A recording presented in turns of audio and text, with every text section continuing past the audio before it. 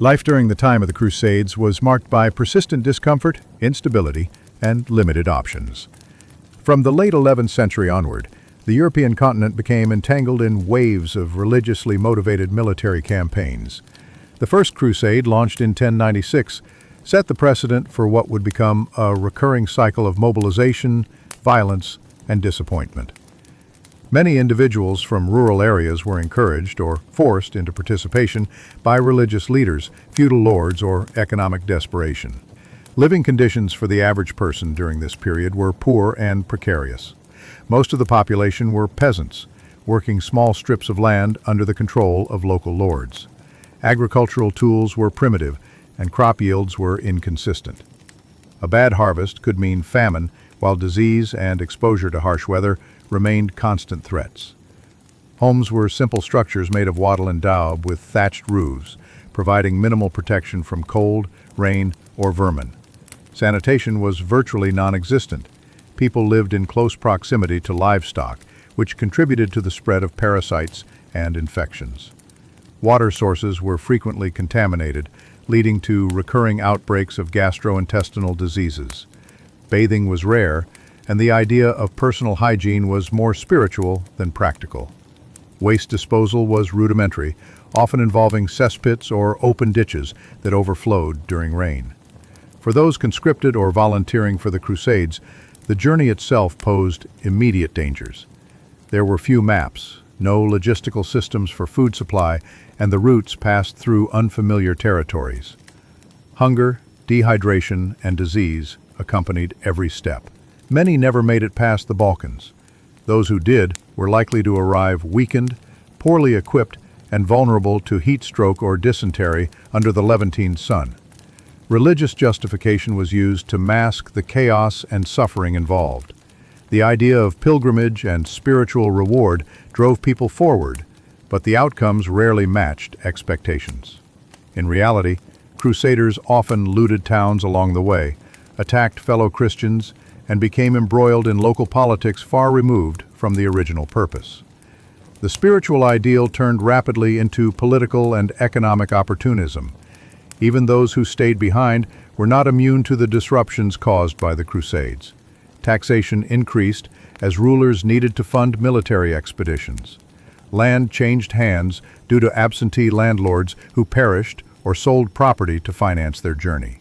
The church imposed crusade tithes and preached constantly about sin, judgment, and the need for penitence, creating a culture of fear and anxiety. Climate during this period could also be unforgiving. Europe was experiencing the medieval warm period, which brought unpredictable weather. While some regions enjoyed longer growing seasons, others faced severe droughts and floods. Crops failed unpredictably, and famine remained a constant backdrop to everyday life. People subsisted on coarse bread, pottage, and ale, and meat was a rare luxury for commoners. Medical knowledge was basic and dominated by superstition. Illness was believed to be a punishment for sin, and treatments included bloodletting, leeches, and prayers. Injuries from warfare, travel, or labor were often fatal due to infection. There were no hospitals as we understand them today, only monastic infirmaries with limited capacity and questionable effectiveness. The era offered few comforts or protections. Laws were harsh and unevenly enforced. Justice often depended on one's social rank rather than fairness. Trial by ordeal or combat was still practiced in some regions. Women had limited rights and were frequently treated as property in legal and marital matters. Children were expected to contribute to labor from an early age, with few chances for education. The world of the Crusades was not a romantic one. It was a world defined by privation, spiritual terror, physical exhaustion, and the near constant presence of death. In such a world, comfort, stability, and personal safety were rare luxuries, making survival, even for a single day, a matter of grim endurance. While the countryside was plagued with hardships, Life in medieval cities during the Crusades era offered only slightly different versions of the same suffering. Urban centers such as Paris, London, or Venice were growing, but that growth came without proper infrastructure, planning, or sanitation. People often fled to cities from rural regions, hoping for better opportunities, but what they found instead was overcrowding, pollution, and poverty. Streets were narrow, winding, and frequently clogged with mud, waste, and refuse. There were no sewage systems, and garbage was thrown directly out of windows into the streets. Human and animal excrement mixed freely with rotting food and dead rats. The stench was unbearable and ever-present, especially in the warmer months. Diseases spread rapidly in these conditions, including typhoid, dysentery, and various fevers. Outbreaks of plague and ergot poisoning, caused by contaminated rye, were not uncommon. Urban dwellers lived in multi-story wooden houses that were prone to fires, especially since open flames were the only source of light and heat. One fire could destroy half the city due to the density of structures and lack of firefighting resources. The air was thick with smoke, soot, and disease. Windows were small and rooms were dark. Privacy did not exist. Families often lived with extended relatives and lodgers in the same cramped space. Food availability in cities was no guarantee of variety or nutrition. Bread, made from poorly milled grain, was the staple. Ale was consumed more than water due to contamination fears, but it offered little comfort or escape. Most people rarely tasted meat or fruit. Spoiled or infested grain was common, but hunger made people eat regardless. Food prices fluctuated wildly with crop yields, and famine frequently led to riots and looting. Employment opportunities were limited and often dangerous. Guilds controlled many trades, but entry required money and connections. Most urban workers were unskilled laborers who carried loads, built structures, cleaned stables, or performed lowly services. Injury was frequent. There were no labor protections, and once injured, a worker could quickly become destitute. Begging and theft were often the only alternatives. Religion continued to dominate every aspect of life. Church bells dictated the daily rhythm. Religious festivals required attendance, and missing Mass could result in punishment. Mortification of the flesh, processions, and relic worship were widespread. People feared damnation constantly. Flagellants occasionally marched through the cities, whipping themselves in acts of penance, sometimes believed to stave off plague. The religious fervor that fueled the Crusades found constant reinforcement through sermons and public rituals. Foreigners and religious minorities in cities were treated with suspicion. Jews were frequently the target of pogroms and expulsions, accused of causing plagues or poisoning wells. Islamic traders, if present, were subject to restrictions and could not practice their faith publicly. Tensions between ethnic groups were stoked by fear, ignorance, and economic hardship. Cities were not centers of tolerance, but of stratification and conflict. Children in cities faced similarly bleak prospects. They worked from a young age, often in conditions as dangerous as those of adults.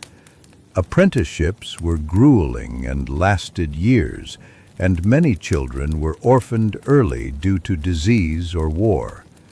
Schooling was rare and limited to boys of wealthier families. Even in the best urban environments, safety was illusory. Crime was rampant, and policing was disorganized and often corrupt.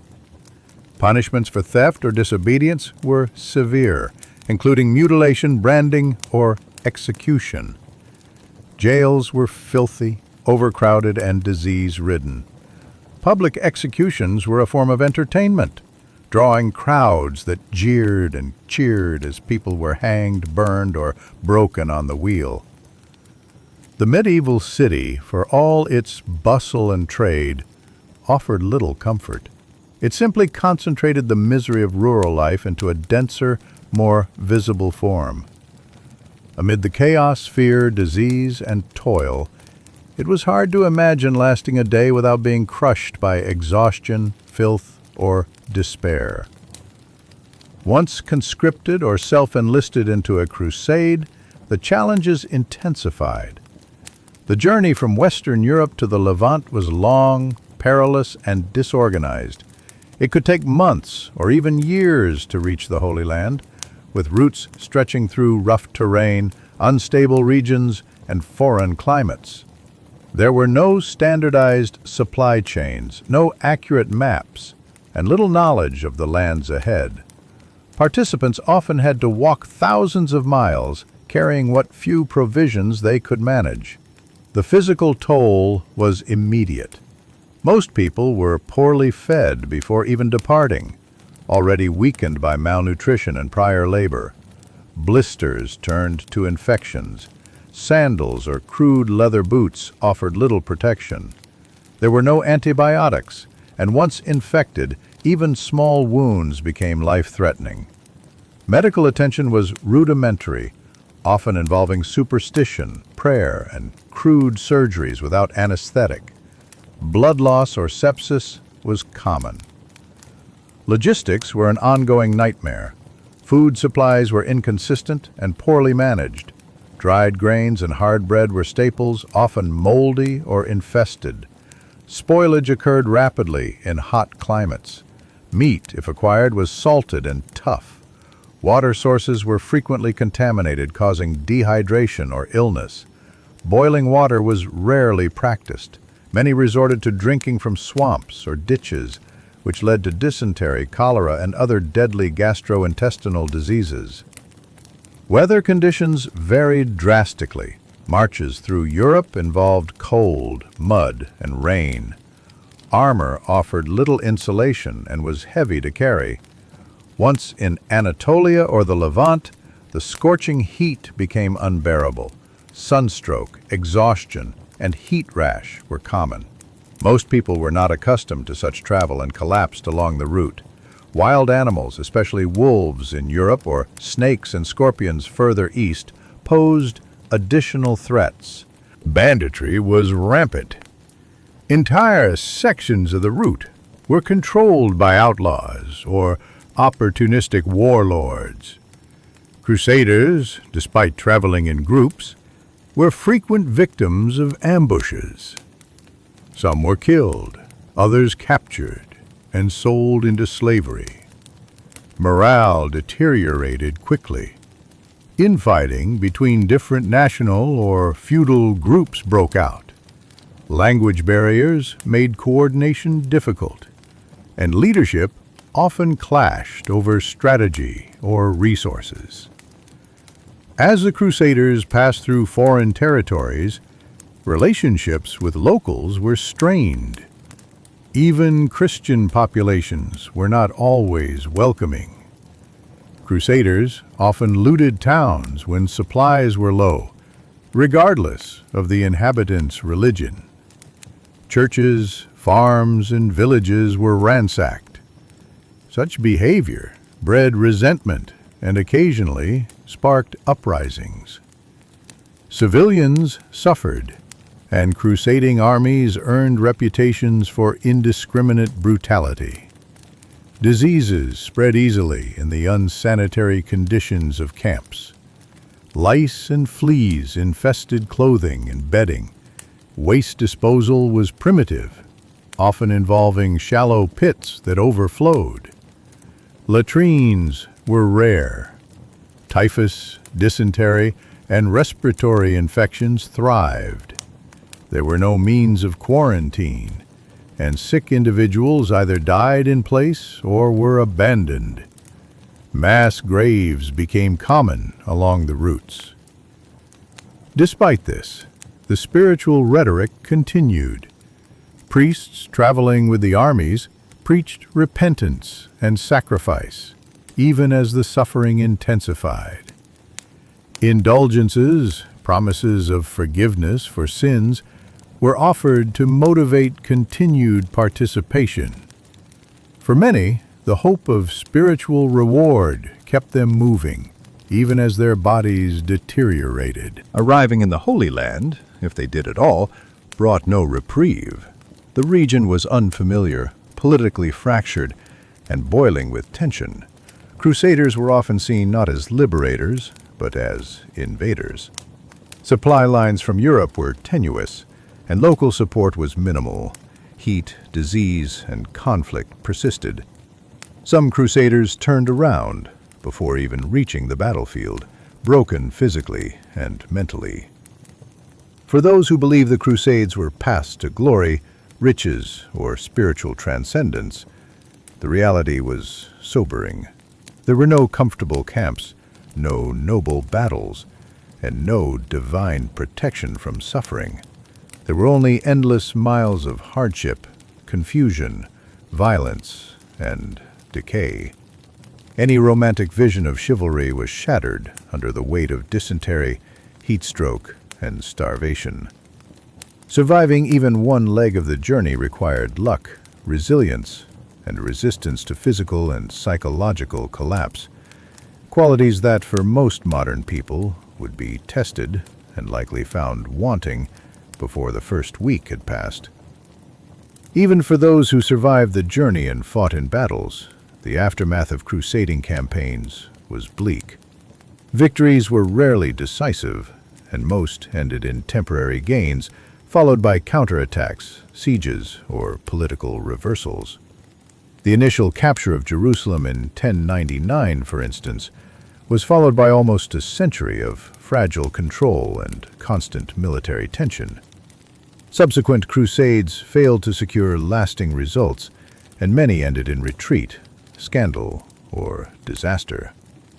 Life in the Crusader states, territories established in the Levant by European conquerors, was defined by constant defense and limited integration. The foreign rulers relied heavily on military garrisons and fortified castles to protect against local uprisings or Muslim counteroffensives. The population remained divided along religious and ethnic lines. Cultural misunderstanding was common, and violence remained an ever-present risk. Europeans were not welcomed by local populations, and their presence often led to instability rather than peace. Those who returned to Europe were often worse off than when they had left. Many crusaders sold their land or borrowed heavily to finance their journey. Upon returning, they found themselves impoverished or indebted. Some came home with debilitating injuries or diseases. There were few rewards awaiting them. Despite promises of spiritual merit or papal gratitude, many found that their hardships were quickly forgotten by those in power. Crusading also intensified social stratification. The nobility used the campaigns to consolidate power, expand influence, or eliminate rivals. The peasantry, however, remained stuck in their condition, or even suffered more from increased taxation and labor demands. Entire regions were depopulated or ruined due to military activity, and it often In broader terms, the Crusades contributed to long-term animosity between religious communities. The idea of holy war became institutionalized. Violence was justified in the name of faith, and intolerance was codified in both legal and cultural structures. The burning of synagogues, the persecution of heretics, and the marginalization of minority communities became more common. Crusader rhetoric found its way into every aspect of life: education, law, art, and architecture. Religious institutions, especially the Catholic Church, emerged with greater power. Landholdings increased, and monasteries expanded their influence. Crusader relics and shrines were established, attracting pilgrims and wealth. Yet the Church's increased dominance also wrought rigid orthodoxy and persecution of dissent. Intellectual curiosity was often suppressed under the weight of dogma. Books were rare, and most people remained illiterate. Education was reserved for clergy and the elite. Economically, the Crusades opened limited trade routes between Europe and the East, but the benefits were slow to reach the lower classes. Luxury goods like spices, silks, and dyes were imported through Italian ports, but only the wealthy could afford them. For most people, daily life remained rooted in subsistence farming and local barter systems. Coinage was rare in rural areas, and most economic activity was based on obligation and service. Culturally, the Crusades were glorified in ballads, chronicles, and stained glass, but these depictions rarely reflected the lived reality. Pain, hunger, exhaustion, and confusion were not celebrated themes. The average person did not see themselves as part of a grand narrative. They saw only endless toil, taxation, and fear. Myths of bravery and spiritual triumph obscured the misery of the common experience. Looking back, it becomes clear that surviving even a day in the Crusades era required endurance, submission, and luck. There was no security, no comfort, and no true escape from suffering. From the village to the battlefield, from the monastery to the city gutter, life was brief, hard, and shaped by forces far beyond the control of